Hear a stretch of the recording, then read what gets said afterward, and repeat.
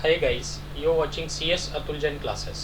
तो देखो, आज हम लोग इंडियन कॉन्ट्रैक्ट एक्ट स्टार्ट कर रहे हैं। ये इंडियन कॉन्ट्रैक्ट एक्ट आया कब था? 1872 में।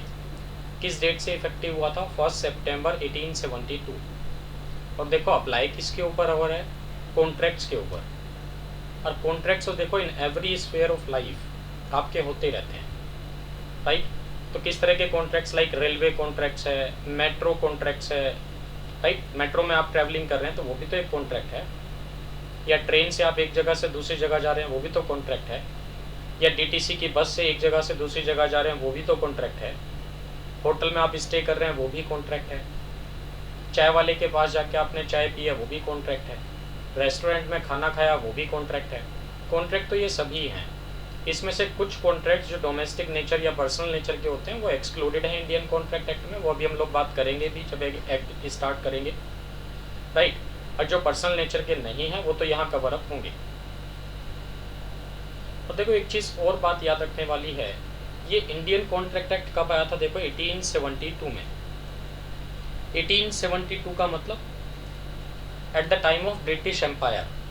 तो अंग्रेजों के ज़माने का लो है, ये कहना चाहिए। और उसके बाद तो काफ़ी सारे नए नए एक्ट भी आ गए, लाइक जैसे Consumer Protection Act, Sale of Goods Act, Partnership Act. तो नए नए एक्ट भी आ गए। अब क्वेश्चन ये राइज होगा, देखो जो नए वाले कॉन्ट्रैक्ट्स हैं वो स्पेसिफिक हैं। स्पेसिफिक का मतलब लाइक जैसे फॉर एग्जांपल, अगर कोई गुड्स में कोई डिफेक्ट निकलता है या डेफिशिएंसी इन सर्विस होती है तो आप कहाँ जाओगे? सेल ऑफ गुड्स एक्ट में या फिर कंज्यूमर प्रोटेक्शन एक्ट में। वो नए एक्ट हैं, उनमें रेमेडीज़ भी ज़्यादा हैं, कंप्लायंस प्रोसीजर भी कम है। तो कोई यहाँ क्यों आए, वहाँ ना जाए, ठीक है। इसी तरह से पार्टनरशिप से रिलेटेड कॉन्ट्रैक्ट है तो कहाँ जाओ? पार्टनरशिप एक्ट में जाओ।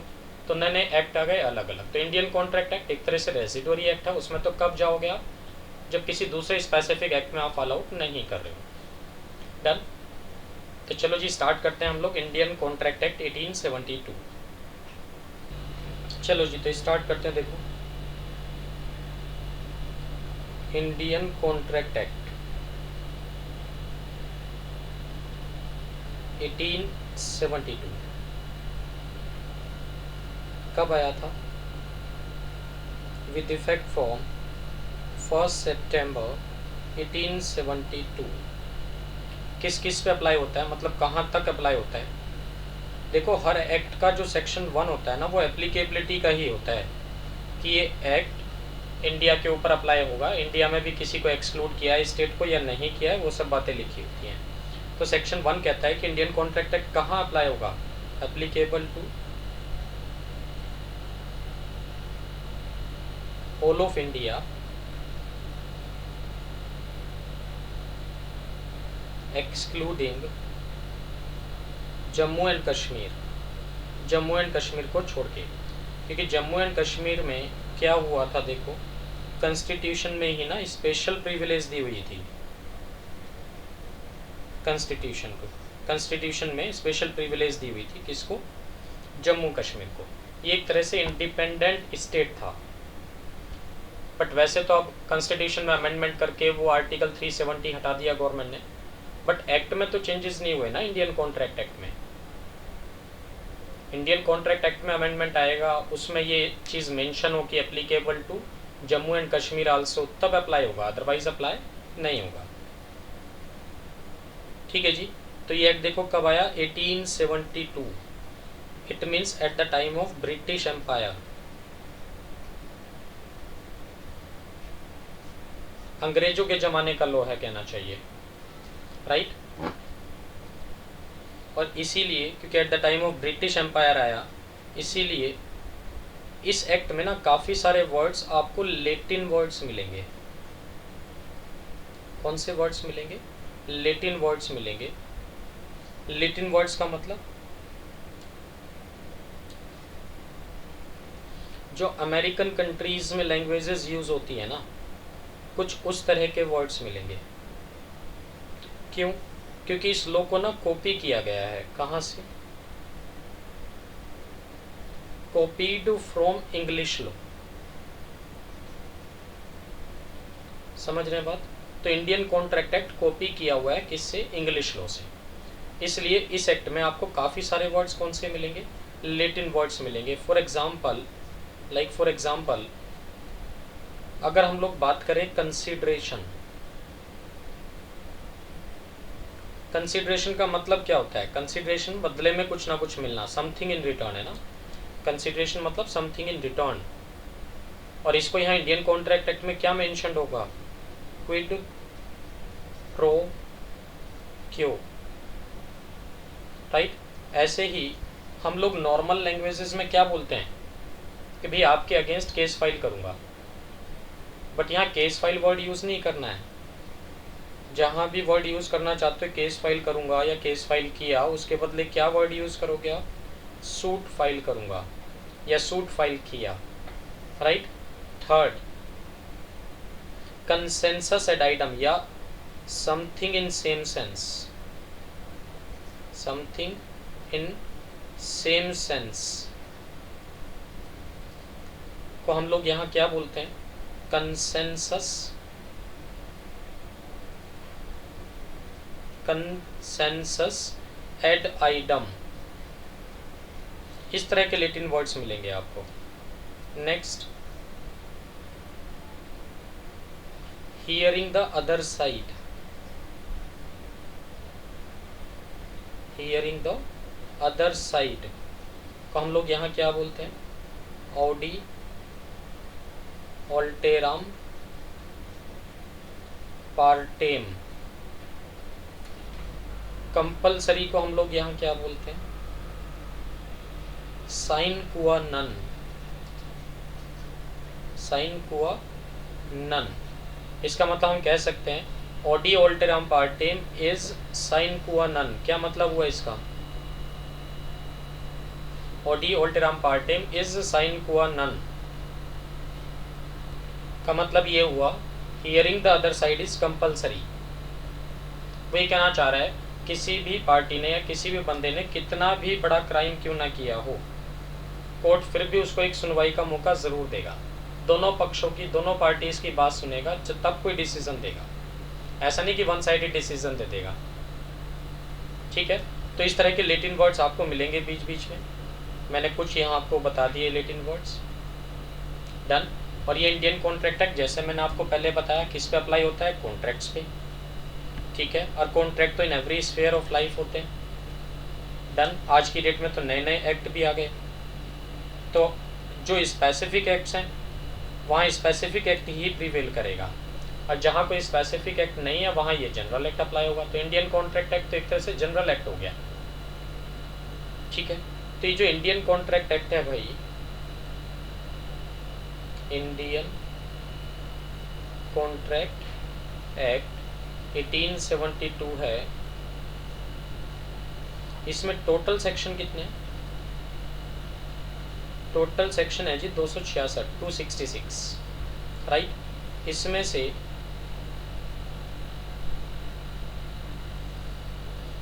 से जो सेक्शन 1 to 75 वाले हैं, सेक्शन 1 to 75 वाले हैं, ये तो जनरल कॉन्ट्रैक्ट्स में कवर अप होते हैं, जनरल कॉन्ट्रैक्ट्स। और ये आप सीए फाउंडेशन लेवल पे पढ़ते हैं, सीए फाउंडेशन या सीएस फाउंडेशन, इस लेवल पे पढ़ते हैं आप ये। डन। इसके बाद है जी सेक्शन 124 से लेके 238 तक, ठीक है। तो सेक्शन 124 to 238 ये वाले कॉन्ट्रैक्ट्स हैं स्पेशल कॉन्ट्रैक्ट्स, स्पेशल कॉन्ट्रैक्ट्स जो कि आप लोग कहाँ पढ़ते हैं? आईपीसीसी लेवल पे पढ़ते हैं या सीए इंटर लेवल पे पढ़ते हैं। और ये जो स्पेशल कॉन्ट्रैक्ट्स हैं, यहाँ ये 3 तरह के कॉन्ट्रैक्ट्स हैं। नंबर 1 तो है देखो bailment and pledge, bailment and pledge. यहाँ सेक्शन अप्लाई होंगे आपके सेक्शन 148 से लेके 181 तक। नेक्स्ट होता है जी contract of agency, contract of agency. यहाँ आपके सेक्शन अप्लाई होंगे 182 से लेके 238 तक। एंड नेक्स्ट है जी indemnity and guarantee.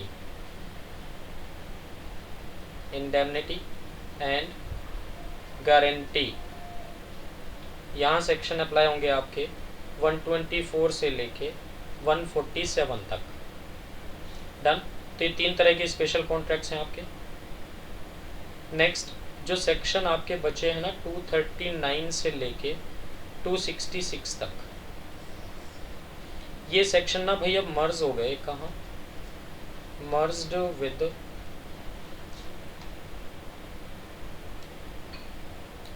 Indian partnership act. Merged with Indian partnership act 1932 में मर्ज हो गए। डन। तो इंडियन पार्टनरशिप एक्ट में चले गए ये सेक्शन। तो देखो बीच में जो सेक्शन मैंने छोड़ दिए यहाँ, कौन से? सेक्शन 76 लेके 123 तक, सेक्शन 76 टू 123, ये सेक्शन भी क्या हुआ? ये सेक्शन भी अब शिफ्ट हो गए। कहाँ? मर्ज हो गए। कहाँ? Merged with Sale of Goods Act में।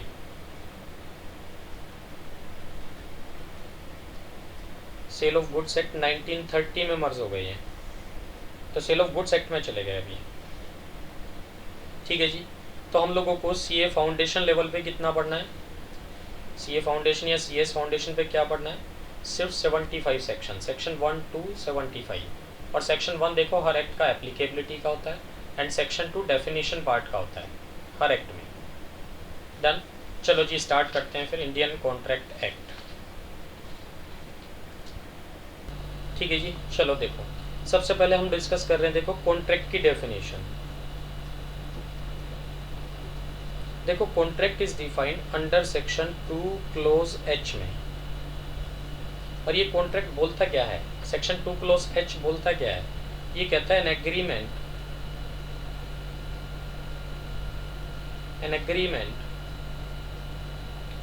एनफोर्शिएबल बाय लॉ। ठीक है। कॉन्ट्रैक्ट को कैसे डिफाइन किया सेक्शन 2 क्लोज एच ने? कहते हैं agreement enforceable by law is a contract, right. तो इसमें दो चीज़ें बता दी इन्होंने सेक्शन 2 क्लोज एच ने। एक तो एग्रीमेंट होना चाहिए, दूसरा एनफोर्शिएबल बाय लॉ होना चाहिए। डन। अब ये एग्रीमेंट क्या होता है? That is given under section 2 clause E में। तो 2 क्लोज ई में पढ़ेंगे एग्रीमेंट की डेफिनेशन। और एनफोर्शिएबल बाय लॉ का मतलब क्या होता है? देखो इसकी कोई स्पेसिफिक डेफिनेशन नहीं है, not defined in act. Act में डिफाइंड नहीं है ये। इसका मतलब हम लोग सिर्फ मीनिंग निकालते हैं इससे। एनफोर्शिबिलिटी का मतलब सिंपली ये हुआ कि जिसको आप लीगली एनफोर्स करा सको, जिसको आप लीगली एनफोर्स करा सको, मतलब लीगली एनफोर्समेंट पॉसिबल है, तो वह एनफोर्शिएबल बाय लॉ है, वरना नहीं है। इट मीन्स जिसके लिए आप कोर्ट में जा सकते हो कि सर देख लो सामने वाला पार्टी अपना पार्ट फुलफिल नहीं कर रहा है, कोर्ट उसको एनफोर्स कराएगा, तो वो लीगली एनफोर्शिएबल है, वरना नहीं है। तो लाइक फॉर एग्जांपल जैसे मैंने आपको कहा कि भाई परसों मेरा बर्थडे, आप लोग सब आ जाना पार्टी में। इनवाइट किया मैंने आपको सबको, आपने भी इनविटेशन एक्सेप्ट कर लिया, आप आए, बट मैंने जो टाइम दिया था उससे पहले ही हम लोग सब निकल चुके थे पार्टी के लिए। आप आए, आपको बड़ा गुस्सा आया, आपने केस फाइल किया। केस फाइल कर सकते हैं आप? बताओ कि सर मैं इतनी दूर से आया, एक दिन की सैलरी कटवा के आया, सर ने टाइम दिया था मुझे बर्थडे पार्टी में इनविटेशन के लिए, बट मिले नहीं मुझे टाइम पे, तो आने जाने का किराया दिलाओ, एक दिन की मेरी सैलरी कटी है वो दिलाओ, मेंटल अगोनी दिलाओ। कोर्ट से मांग रहे हैं, बताओ कोर्ट दिलाएगा क्या? नहीं। क्यों नहीं दिलाएगा? क्योंकि देखो ये जो एग्रीमेंट था ये एनफोर्शिएबल बाय लॉ नहीं था। इट मीन्स दोनों पार्टीज के माइंड में ये बात नहीं थी कि अगर मैं या आप अपना पार्ट फुलफिल नहीं करेंगे तो कोर्ट में चले जाएंगे आप। तो क्या मैंने सोचा होगा कि अगर मैं आपको टाइम पे नहीं मिलूंगा तो आप केस फाइल करेंगे मेरे अगेंस्ट? नहीं। तो इट मीन्स ये एग्रीमेंट एनफोर्शिएबल बाय लॉ नहीं था। अब इसी में दूसरा एग्जाम्पल ले लेते हैं। तो मान लो देखो भाई मैं आपको क्लासेस दे रहा हूँ और आप मुझे फीस दोगे, तो ये लीगली एनफोर्शिएबल है कि नहीं है?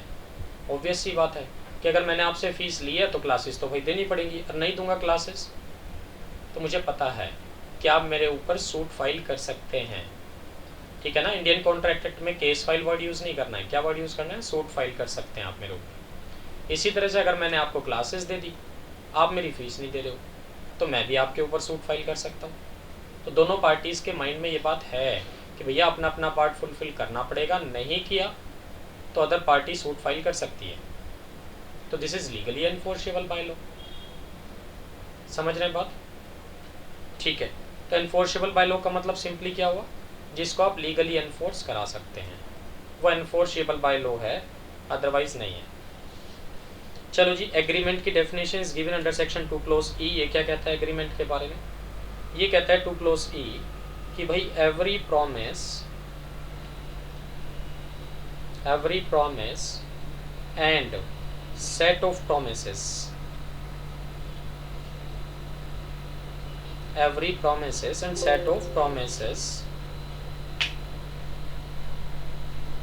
forming consideration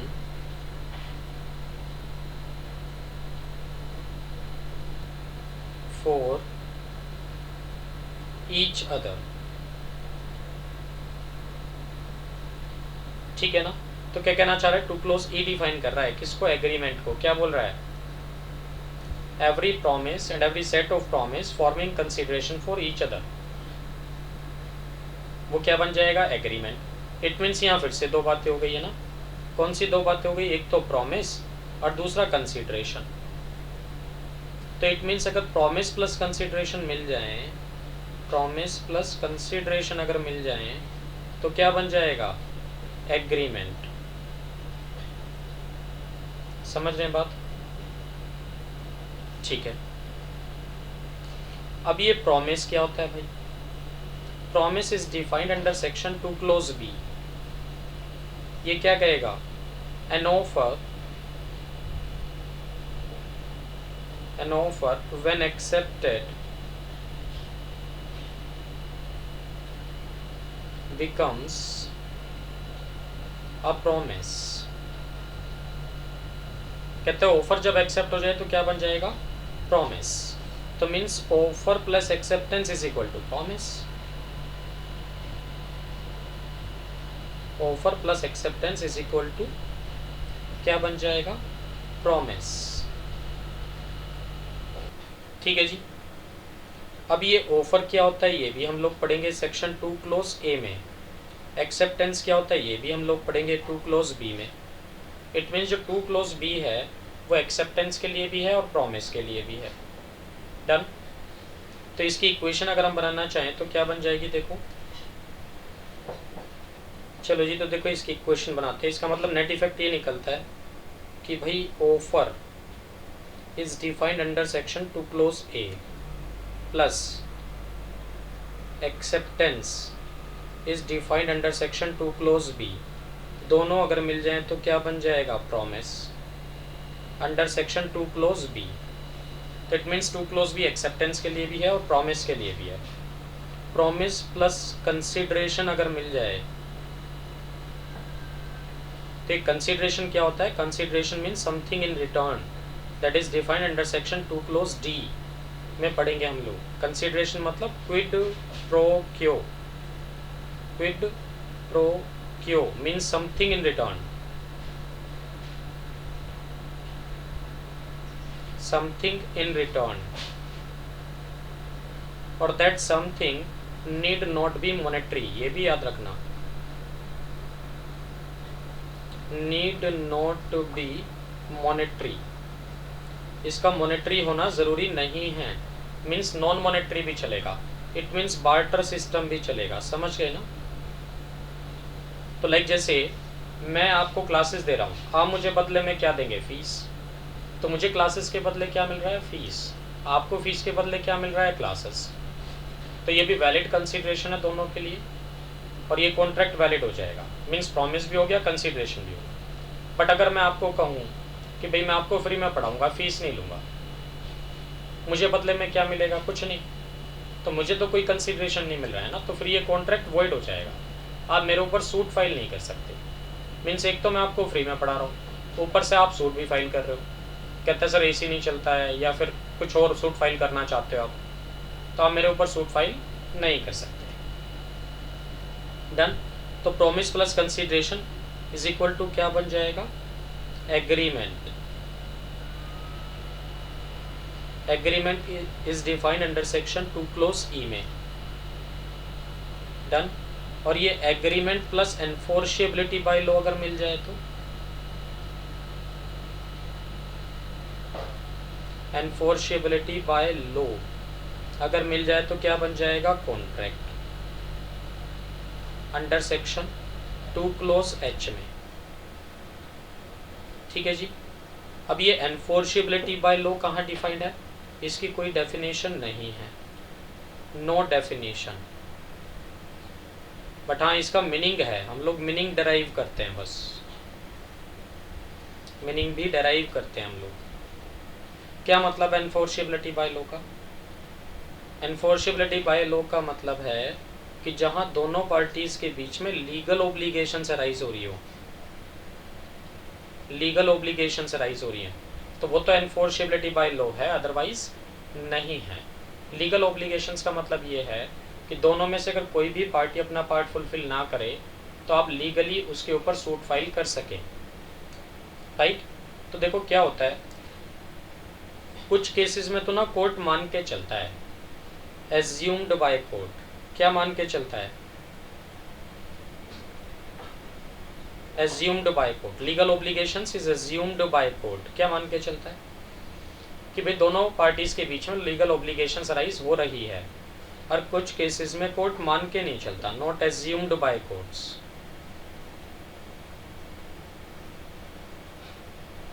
और ये बात ना डिपेंड करती है दोनों पार्टीज की इंटेंशन पे, मीन्स अगर दोनों पार्टीज के माइंड में पहले से ये बात है कि दोनों पार्टी को अपना पार्ट फुलफिल करना पड़ेगा, नहीं किया तो सूट फाइल होगा, तो वो लीगली एनफोर्सेबल है और कोर्ट भी एज्यूम करके चलेगा। बट अगर दोनों पार्टीज के माइंड में ये बात नहीं है कि भाई अपना पार्ट फुलफिल करना पड़ेगा, नहीं किया तो सूट फाइल होगा, तो उस केस में कोर्ट क्या मान के चल रहा है, नॉट एज्यूम्ड बाय कोर्ट। तो एज्यूम्ड बाय कोर्ट है अगर, तब तो वो एनफोर्सेबल है, लीगली एनफोर्सेबल है, आप लीगली एनफोर्स करा सकते हैं। और अगर नॉट एज्यूम्ड बाय कोर्ट है तो उस केस में आप प्रूव कर दें। इसमें भी दो पार्ट में बाइफरकेट कर दिया ये लो मैंने, if intention of parties is proved, intention of parties is proved, क्या प्रूव कर दिया पार्टीज की इंटेंशन में, कि भी दोनों पार्टीज की इंटेंशन थी टू क्रिएट लीगल रिलेशनशिप, तब तो वो लीगली एनफोर्सेबल हो जाएगा।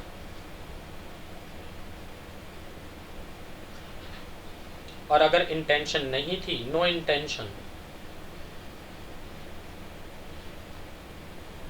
तो not legally enforceable, not legally enforceable. समझ रहे हैं बात मेरी, ये कहना चाह रहा है। तो लाइक फॉर एग्जांपल, इससे मैं एक एग्जांपल देता हूं जिससे बात क्लियर हो जाएगी। मान लो ये मिस्टर फादर हैं और ये मिस्टर सन है जी।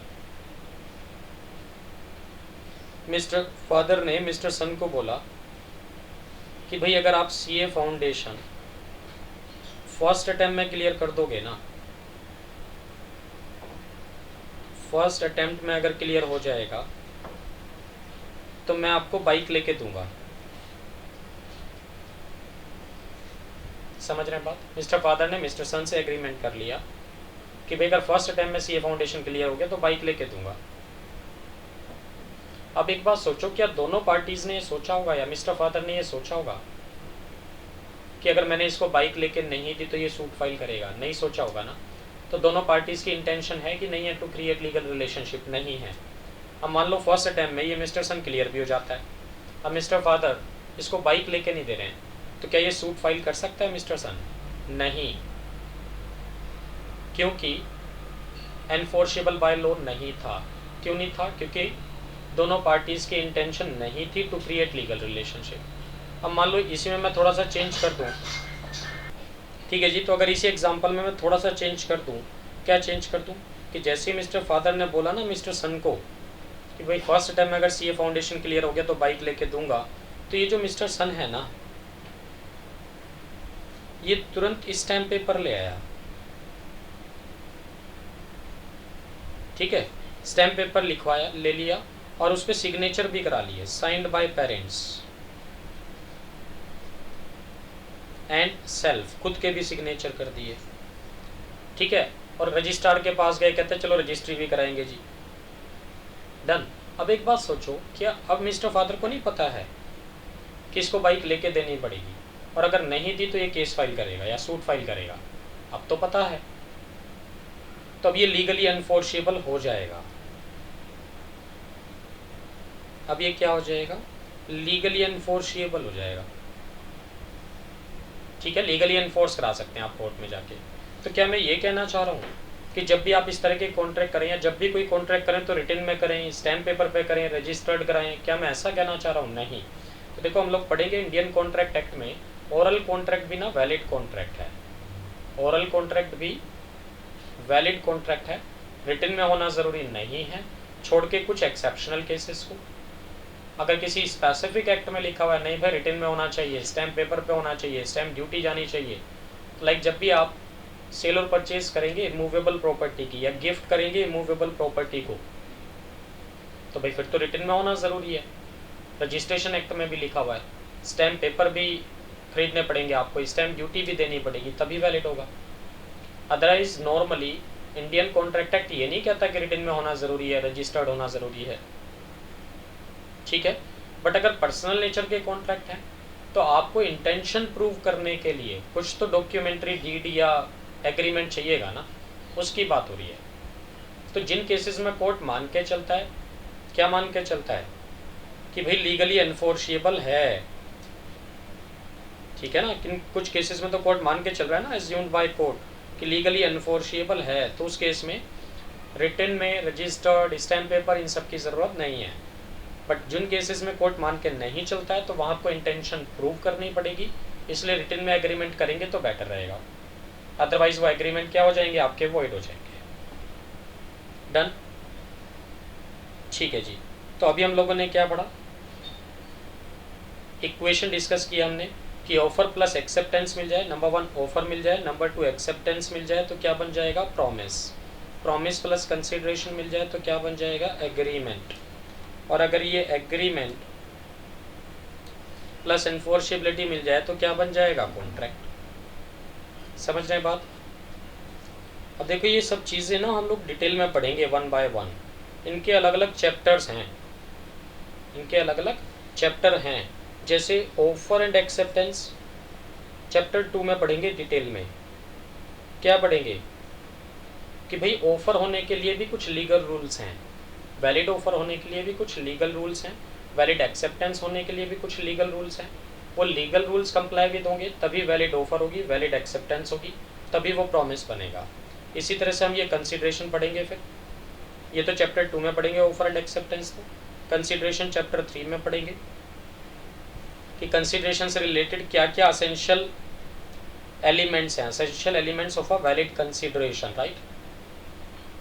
ठीक है, तो ये सब चीज़ें हम लोग डिटेल में वन बाय वन अलग अलग चैप्टर्स में पढ़ेंगे। अब हम लोग क्या डिस्कस करना है, देखो essential elements of a valid contract, कि वैलिड कॉन्ट्रैक्ट होने के लिए क्या क्या असेंशियल एलिमेंट्स फुलफिल होना ज़रूरी है। सेक्शन 10 में डिफाइंड है कि कौन कौन से असेंशियल एलिमेंट्स होने चाहिए वैलिड कॉन्ट्रैक्ट में। तो ये सेक्शन 10 या फिर असेंशियल एलिमेंट्स हम लोग नेक्स्ट क्लास में डिस्कस करेंगे। आज के लिए हम लोग इतना ही रखते हैं। ये वीडियो आपको पसंद आया हो तो लाइक करें और हमारे channel CS Atul Jain classes को सब्सक्राइब करें। Thanks for watching CS Atul Jain classes.